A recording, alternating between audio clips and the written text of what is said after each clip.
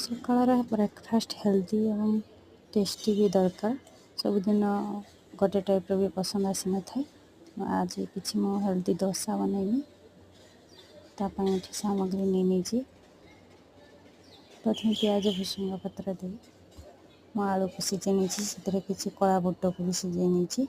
Tomato ଦେଇ କିସମିସ୍ ବାଦାମ ଆଳୁ ସିଝେଇ ନେଇଛି।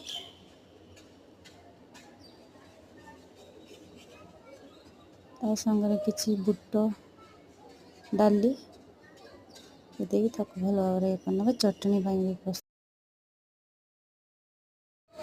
ଚଟଣି ପାଇଁ ମୁଁ ଏଠି ସବୁ ମସଲା ପ୍ରସ୍ତୁତ କରିନେଇଛି।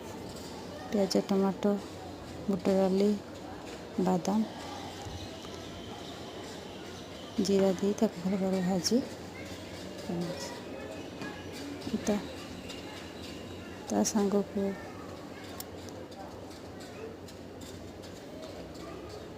ନେଇଛି